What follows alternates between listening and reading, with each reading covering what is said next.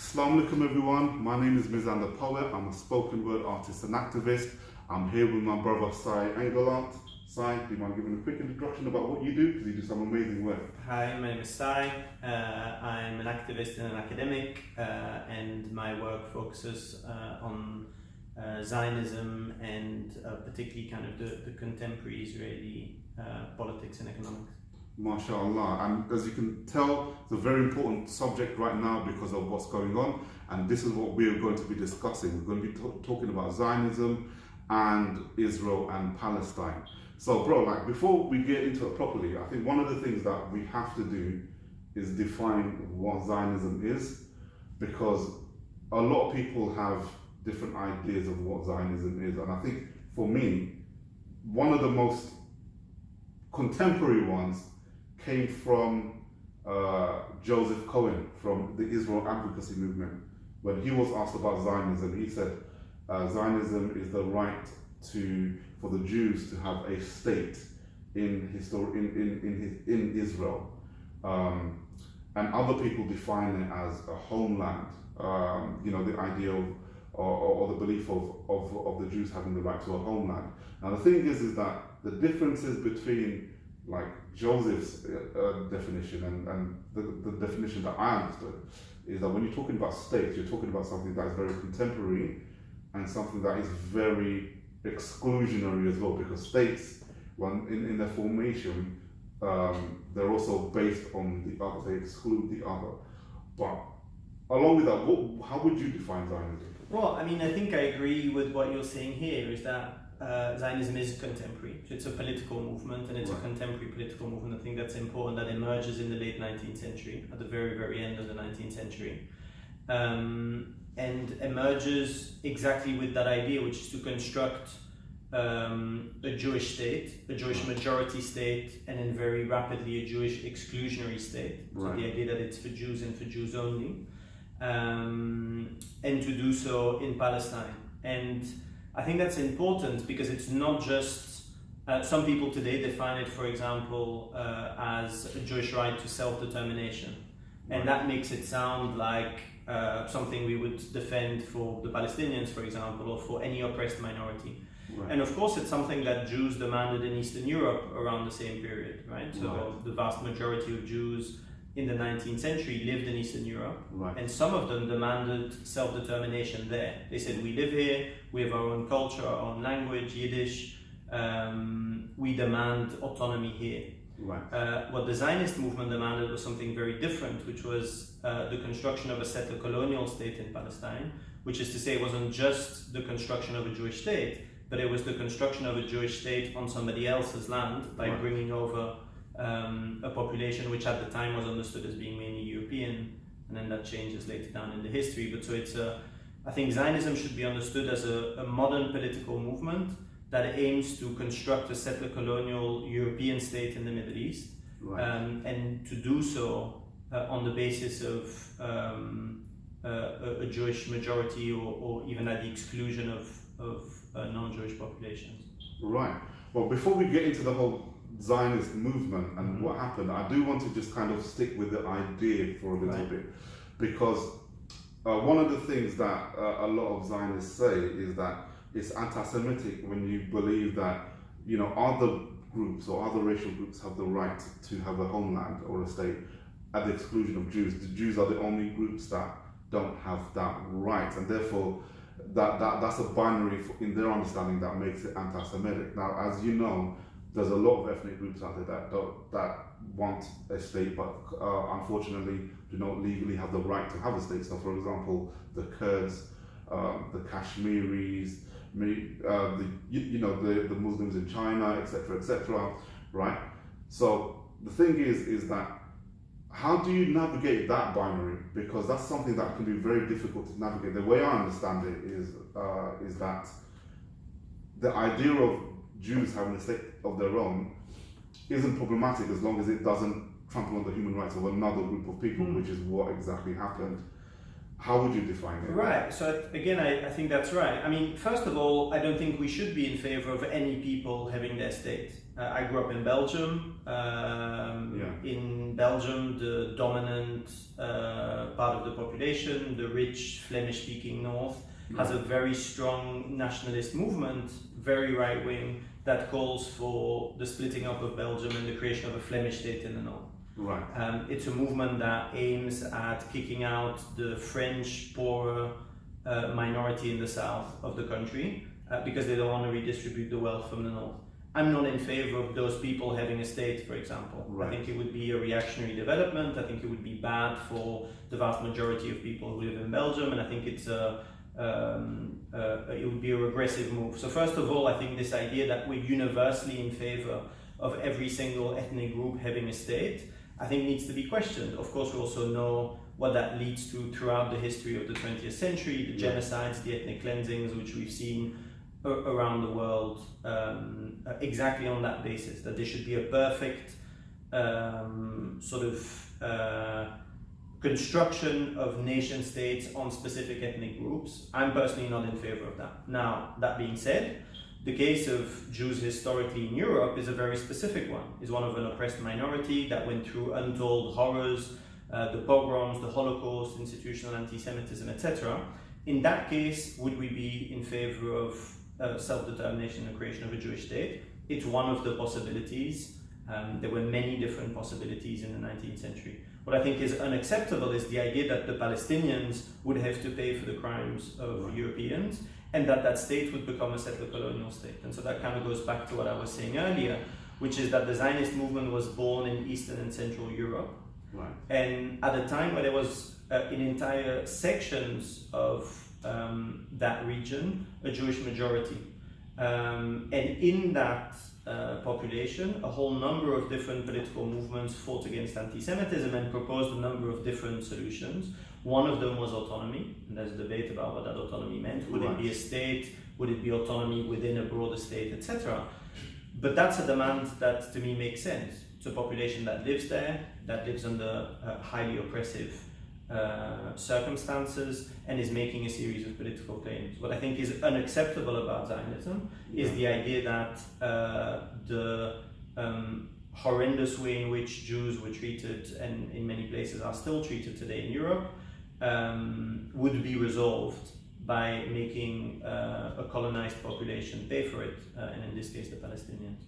Right. But I agree with you in terms of like the whole, the ethno-states, the reality of that, because I'm kind of against that as well, because they work primarily on inclusion and exclusion. So, I'm Bangladeshi, I was born here, but I'm Bangladeshi, and like in Bangladesh you have certain communities, Pakistani communities, that really don't have any citizenship. And obviously there's a lot of historical baggage, but also because of the idea of the state itself. And again, like, I'm just going to quickly bring this in, but again, like, for example, with the Kurds, what's going on with the Kurds? Now, people might have an issue with certain groups, but let's just, we all can agree that as a people, they all have their human rights, and their human rights need to be protected as well. And therefore, the whole issue with Turkey is something that I think needs to be resolved as well. And one of the ways is to do that is to actually move away from this ethno-state framework into a framework that is inclusive of all people, regardless of their ethnicities. But you said about there's different kind of strategies that the Jewish community had in Europe in those times to kind of deal with the anti-Semitism that was going on, and one of them was obviously Zionism. The rise of the movement, but there are certain groups out there, certain pro-Israeli groups out there, who say that Zionism isn't, it wasn't a response to the Holocaust or anti-Semitism in Europe. And also it's something that is very intrinsic in Judaism as well. Obviously, going back to the Israel advocacy movement, Joseph Cohen, this is something that he promotes as well. He goes that if you study Judaism, then Zionism is very endemic in those teachings because of the redemption and all that kind of stuff.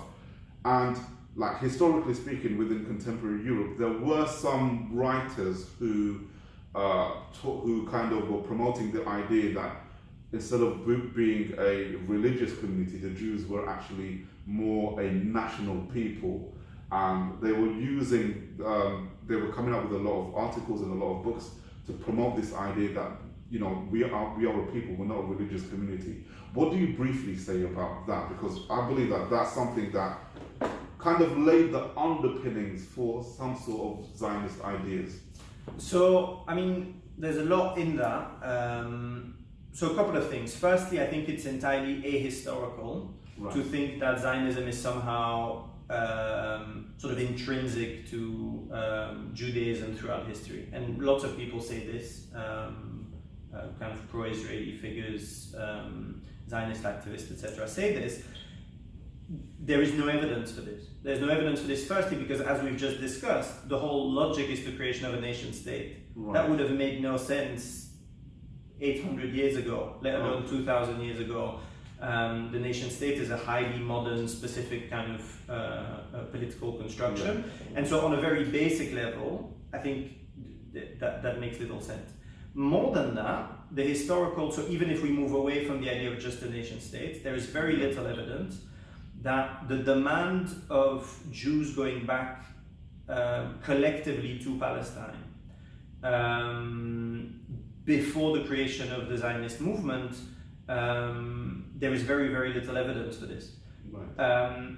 Religiously, people talk about a return, but that is understood like the rapture in kind of Christian thought, the end of days in all of the kind of Abrahamic faiths, etc., as a kind of a religious moment, the return of the Messiah, etc. So is that like saying that, you know, they were waiting for maybe or something where God would deliver? Well, absolutely. So that's exactly what it was. So for example, you have Jewish communities in Palestine in the 15th and 16th century who write about, who preface their writings by saying we are Jewish communities in exile in Palestine. Right. So being in Palestine didn't mean not being in exile. The exile was a collective condition of the Jewish people. It was a religious condition, and it was one that would be redeemed religiously with the coming of the Messiah.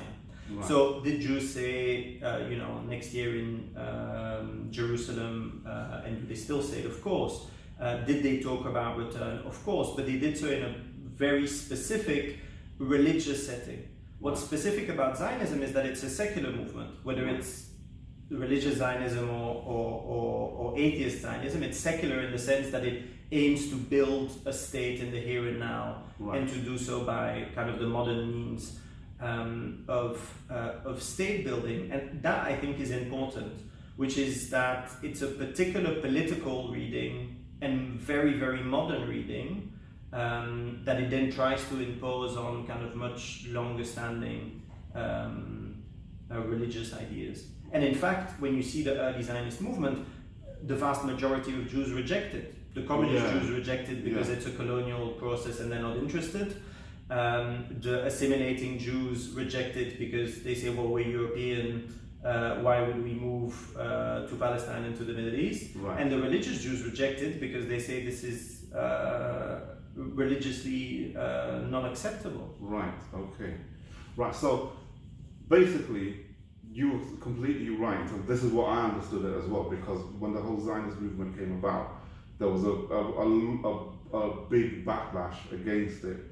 But the thing is, like, you know, the difficult thing for me is that understanding not just how it came about, but also the racism that seems to be intrinsic within the idea itself. It might be difficult for some people to pull apart. So can you just talk about the ideological racism that laid the foundation for the Zionist movement? Okay, so first let me maybe take one step back, which is that I think it's important to see Zionism as caught between two racisms. Right. So, and that happens often actually, if you look at the history of oppressed minorities. Yeah. It's a movement that comes out of European racism, of European anti-Semitism against Jews, but then accepts European racism against non-European populations in order to solve its problem. And I think that's important. So if I can just take a step back, where does Zionism come from? Zionism emerges out of a very specific population, which are quite well-to-do, intellectual, highly assimilated Jewish figures in Central and Western Europe mainly. It will then move much more to Eastern Europe. But so Herzl is a journalist, a playwright, he's an intellectual, speaks mainly German. In fact, when he imagines the future Jewish state in a book called Alter Neuenland, which is the old new land, I mean, you read it, it looks like, I don't know, Austria or Switzerland. Like, you know, this kind of green rolling hills and the kind of the wooden houses with the, you know, the roof that goes to the floor. And those people had believed very much with the French Revolution and then throughout the 19th century that the promises of the European state, which were to state a new nation state would be inclusive of all its citizens independent of their religion, would be true. They believed that in a way that working class Jews and poorer Jews never really did. And in fact, you see the vast majority of them turn to revolutionary movements throughout the 19th century. They're not thinking about integrating in the state or going to Palestine. They're talking about revolution at home, right? They're fighting against racism and exploitation in the way that other minorities today in Europe, Muslims, for example, might think in a similar way, right? A struggle against oppression where they were, rather than an idea about leaving. That elite found itself confronted with the fact that European anti-Semitism was so strong that clearly they would never be accepted within the elites of Europe. And so the Dreyfus affair is really important. So an officer, a Jewish, highly again assimilated Jewish officer in the French army, who is accused of being a German spy, and it becomes a massive anti-Semitic campaign. That becomes a sign to a lot of these people, like Herzl and the people around him, that they would never be accepted, that European anti-Semitism was too rife. The thing is that and it's important that they've also assimilated all these European ideas, the nation state, European culture, the Enlightenment, the superiority of Europe, etc. So what is their response? Well, their response is to say, if everybody else gets a state, we should get a state also. That's the way in which we'll be protected, is not by trying to fight for more rights or more inclusion in somebody else's state, but is to build our own state. And this becomes then the construction of this idea of Judaism as a nationality or as a people with a national desire rather than a religious community. But also they've highly accepted European colonial ideas. So for them it wasn't problematic at all to say we'll do that somewhere else. We'll just go somewhere in the global. Well, Europeans were doing it all over the world. So if the Brits can go and kick out people in North America or in Australia or in Kenya or in South Africa or wherever you want, if the French can do it in Algeria, in West Africa, etc., if Europeans can do it anywhere around the world, then we can too. Because we're Europeans, but we're being rejected by Europe. So the way in which we'll be integrated is by building a state, and they accept colonialism completely. So today Zionists will say, this is not a colonial movement. But when you read the early Zionist text, it's not a taboo at all. They talk about colonialism, they set up colonial trusts, and they entirely see themselves as superior to the people that live there, and in fact that their rights are much more important than those of the locals. Didn't, maybe you can fill me in better on this, didn't Theodore Herzl write a letter to Cecil Rhodes? Because there's a book by Hatem Bazian on the issue, and Theodore Herzl wrote a letter to Cecil Rhodes saying Palestine, it is something colonial. I mean, is this the first time you've heard of this? Or? So I don't know the precise letter, but I wouldn't be surprised at all. There's lots of evidence of the Zionists talking openly. So they have the Zionist organization sets up a fund, which is the Palestine Colonial Fund. That's what it's called, because that's what they're going to do.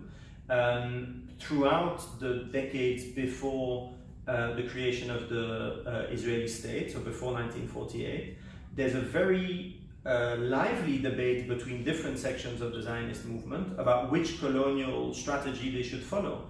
And they very openly compare, so for example, people around Baron Edmund of Rothschild, who was one of the early kind of financiers of a section of the Zionist movement, what he wanted and what his section of the Zionist movement wanted was an Algerian situation. So they looked at French colonization in Algeria. They said, this is great.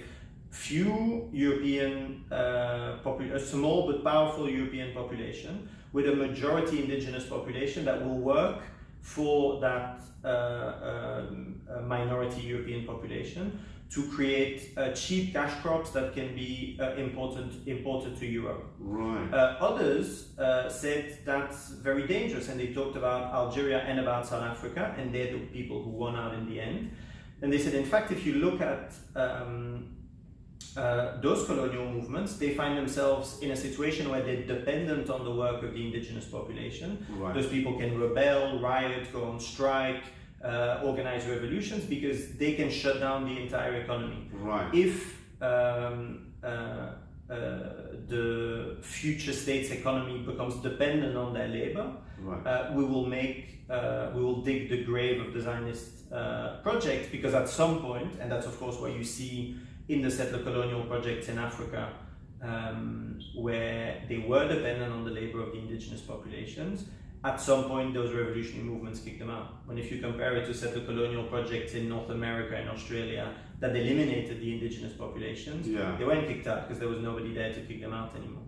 And so that debate is very open in the Zionist movement throughout the kind of, from the late 19th century, throughout the 1920s, 30s, 40s. That's the debate, is what to do in the indigenous population in very open and kind of not worried terms. And it's later on with the process of decolonization in the 50s, 60s, 70s that the Zionist movement becomes much more careful about how it presents itself internationally. But early on, that wasn't a problem for them at all. They were Europeans. Europeans thought it was totally acceptable for them to impose their will on the people of the global South, and they did so at will. Right. Well, you said something important, because you just briefly talked about the different models of colonialism and the relationship between the colonizers and the indigenous community over there. And you said that at one point, the system will need the labor of the indigenous community in order to survive. Therefore, the rise of revolutionary movements can basically kick them out. How systematically, how is Israel different? Because the way I understand it, just be honest, it seems like Israel does not need Palestinian labor.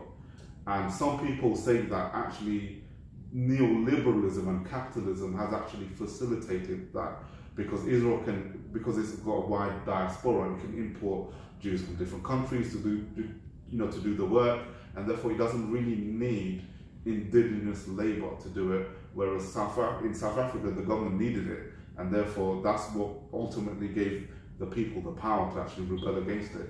So I think that relationship is right. What I think is important is that it's a big debate in the Zionist movement, and that it's actually one that I personally think, and there's debates about this, but isn't actually resolved in one direction or another. Right. And this is important because the Zionist movement is divided between different sections, and what becomes its most powerful section is the so-called labor Zionist movement. Right. The labor Zionist movement, very interesting, this happens across settler colonies. These are people who talk about socialism, about internationalism, etc., but do so in order to oppress indigenous and racialized communities. Right. So in South Africa, you have white workers going on strike saying, workers of the world unite for a white South Africa. Right. In Palestine, you see similar movements where they sing the Internationale on the one hand and vote to not allow Palestinians to organize freely inside of their trade unions on the other. What is their claim? Their claim is to say that for the Zionist project to be effective, efficient, it needs to be able to attract Jews from Europe. And the Jews from Europe aren't coming. They're not coming because Zionism is politically very weak in Europe. The vast majority of people are either part of those revolutionary movements we talked about in Europe, or they're emigrating, but they're emigrating to Britain or the United States. Right. They're not coming to Palestine in very small numbers. Even when they come, they often leave. Right. So Palestine is a way to get out of Europe, and they leave again. And the working conditions are just too bad, because they have to compete with Palestinians that the Zionist landowners aren't paying very much. It's much harder conditions than the things they're used to. And so it's not attractive to them. So what does the Zionist movement, the labor Zionist movement say? They say for Zionism to be effective and to not depend on indigenous labor, we have to build an economy that isn't dependent on Palestinian workers, so that there is no competition on wages between Palestinians and Jewish workers. And you see that developing in the 20s and 30s. So the early trade unions of the Yishuv, which is the Jewish community in Palestine before the creation of the state, campaigned for what is called the conquest of Hebrew labor, which is to kick out Palestinian workers from the Jewish economy, to create the Jewish economy, as they call it, to create an economy in which the wages are higher and that would allow, more attractive to European Jews for them to stay. So that's very much their strategy, and they fight in workplaces, in farms, in marketplaces. They attack stalls of Jewish vendors who sell goods that are made by Palestinian workers, etc., to entirely separate the two economies, because that they see as the way to build an effective colonial project. Now, why is that important? Then, because that's then the basis on which the state is constructed. In 1948, between 700,000 and 900,000 Palestinians, depending on whose estimates you follow, are kicked out. Between 400 to 500 villages in cities are destroyed, etc. That is the outcome of a strategy that says the only way in which this colonial project is going to be effective is if we manage a full separation of the populations and build a state in which we're not dependent on Palestinian labor. The problem is that since 1967, Israel is stuck in a bind. Because if it did that effectively in 1948, there was still a Palestinian minority that was under military rule from 1948 to the mid-60s, but it was very small and controlled. Once Israel expands in 67 and takes over the whole of historic Palestine, it does two things that go in contradictory directions. On the one hand, it captures more land, which is one of its aims. So for the Zionist movement, that's a positive development. But it also puts hundreds of thousands of Palestinians that it had kicked out again under its control. And this is a bind that Israel hasn't gotten out since 67, which is that more land has meant more Palestinians. And so, for example, the debates today about whether to forcefully annex the West Bank to Israel, the problem isn't that anybody in Israel is really worried about doing that. Pretty much every single politician that's taken seriously in Israel is in favor of the settlements, of expansion, etc., and therefore, in practice, the annexation of land. The problem is that doing that is bringing in large amounts of Palestinians within the borders of the state rather than in those so-called occupied territories. And that starts creating real legal problems for a state that is built on the basis of not depending on indigenous labor, but since 1967 finds itself doing that all the time. So the construction industry in Israel, the agricultural industry in Israel, all the settlements, the vast majority of workers in all those industries are Palestinians, and when they're not Palestinians, they're migrant workers. But so they're members of oppressed communities, and certainly in the case of the Palestinians, of the indigenous population, that could, in limited industries, already rebel and shut down entire industries, which is exactly what the labor Zionist movement in the kind of 1920s and 30s was arguing to avoid. So, from based on what you said, it sounds like it's not Israel's issue, is not the expansion, but really a demographic problem. And they talk about the demographic war, of course, right? It's like some kind of a time bomb. That's what they're talking about, right? That's interesting that you said that, but I do want to step back a little bit pre-67 because you mentioned in the 20s and 30s that you had these Zionist groups that were creating their own economy and obviously using very physical means to do that, very physical and racist means to do that. Did that serve as a basis for the first of a series of Arab uprisings? Because you have Zionists nowadays using those uprisings as an example to say that, look, these guys were anti-Semitic. We were just there, we weren't doing anything, but we had all these pogroms and all these kind of things in Palestine at that time under Ottoman rule, under the British mandate as well, and therefore this is anti-Semitic. Can you please go into a little bit about that? Yeah, so basically immediately, as in every single other colonial situation, as soon as a settler movement turns up and starts taking over land, there are confrontations between the kind of indigenous populations and the new arrivals. The debate without wanting to be too technical, is over land use. Right. So the early Zionist movement bought land from absentee landlords, so people who own the land but then live in Palestine. Right. The local custom was that, irregardless of who owned the land, the people who worked the land were allowed to continue working the land, so the local Palestinian peasants, and they would pay their taxes to whoever it was that owned the land. Right. But so two people, let's say in Istanbul, sell each other a plot of land in Palestine. For the peasants, it would make very little difference. They would be allowed to remain on their land. Right. Except when the Zionist movement turns up, they buy land from those people in Istanbul, but they don't allow the peasants to continue to work on the land. They start taking over the land, or if they do, no longer as independent farmers, but as wage laborers on a farm that is owned by members of the Yishuv. And so that starts creating a whole number of tensions, demonstrations, etc. And when the British mandate steps in and takes over Palestine, then clearly the Zionist movement becomes an extension of British rule over Palestine also, which augments the tension. So for example, British colonial officers describe the Yishuv as a Jewish Ulster, right? So they compare it to the Protestant settlers in the north of Ireland, that allowed them to control a majority Catholic Irish population, and that is the same role that the Yishuv will play. And so the taking over of land, then the campaign for the conquest of Hebrew labor, that starts kicking Palestinians out, even out of those jobs, for example, on land that they've lost. Increasing military clashes very early on. The Zionist movement develops its independent militias, which go beyond, there's lots of arguments which continue till today, but over where the limits of the land are, and very muscular, violent kind of kicking Palestinians out of lands that they'd cultivated and worked on for a very long time. And increasingly, the Palestinian national movement grows also and makes demands for independence. And so you have two movements, one indigenous, one settler population, that both are fighting for the creation of an independent state. That creates increasing tensions.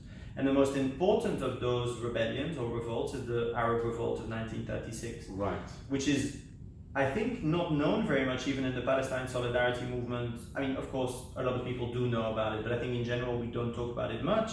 And it's actually a very important moment in Palestinian history, because it's the closest, actually, Palestinians came to an independent state, which is a rebellion, first and foremost, against British rule, but which also makes demands for the end of the expansion of the Zionist movement in Palestine.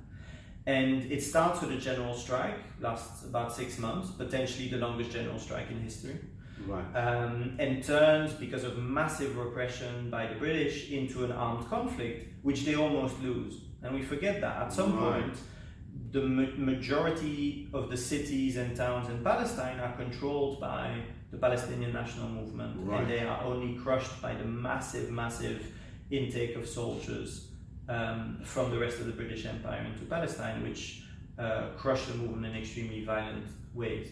This is also important to understand the relationship between the Zionist movement and the British Empire, because what do the British do?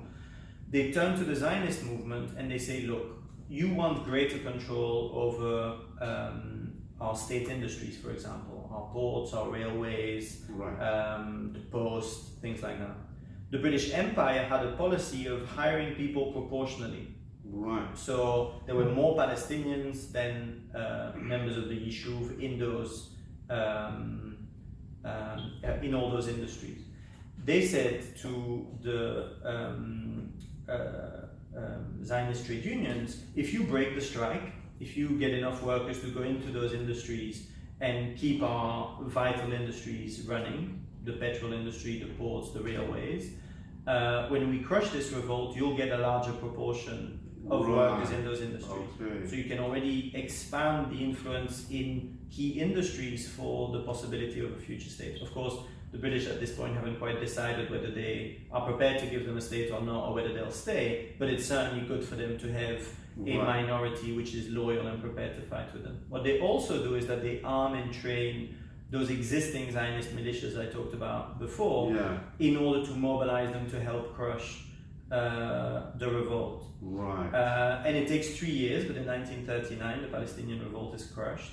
And so by 1939 you already have a situation where the Zionist movement is better armed, closer to the British state, and has a greater control over the jobs inside of the state's industries. And the Palestinian national movement has been defeated politically, industrially, and militarily.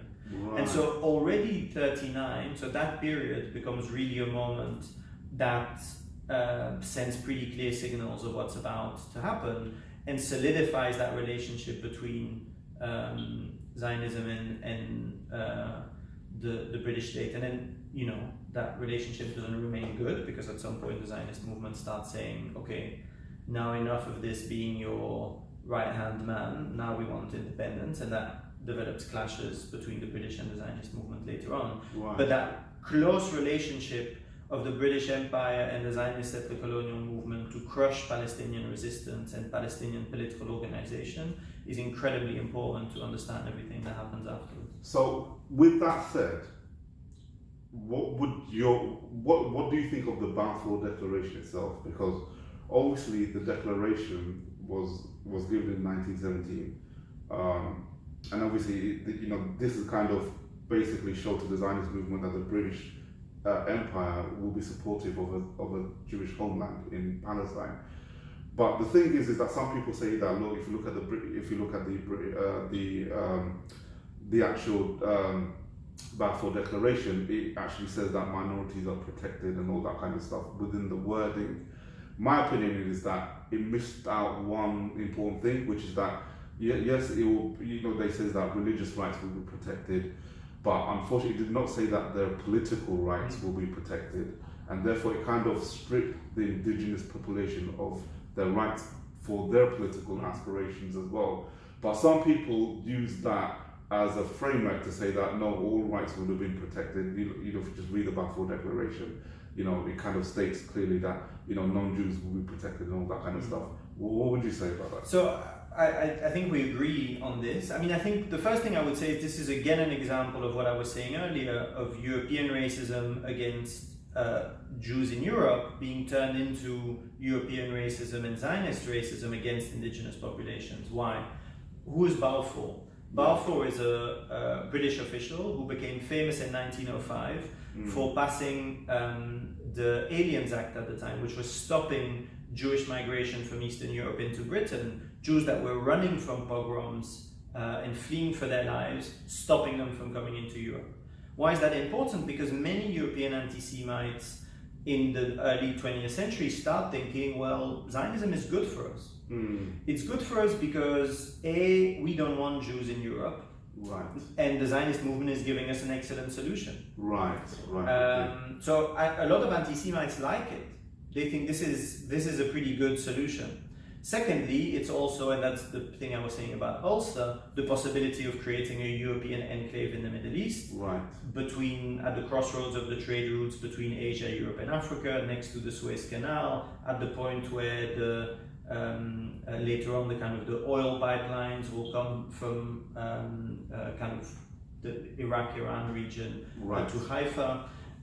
So strategically very important, so having a local population there to help their interest. Did they have a plan the whole way through to give them a state? Who knows? And probably not. The plan was probably to keep a British Empire with a strong European minority there that would be loyal to the empire. And in fact, the Zionist movement was unhappy. Sections of the Zionist movement were unhappy with the Balfour Declaration because it didn't go far enough. It wasn't clear enough that it was going to give them a state, etc. But what you say is important. So first of all, what the rights are and aren't recognized, but also the rights of whom. In the stroke of a pen, the Balfour Declaration describes the indigenous population, the Palestinians, people who've lived there generation after generation, as non-Jewish populations. Right. So they already lose their collective political and national rights in the Balfour Declaration, because they are already described as the negative to the Zionist movement. The Zionist movement is going to bring Jews to Palestine, has already started at the time, has already started building institutions. Not only does the British state recognize and prepare itself to protect that project, but it also already starts defining the indigenous population, the people who actually have a direct right to the land and who are under colonial rule, or about to be under colonial rule, writes them out basically of the future of the land. And that's something that continues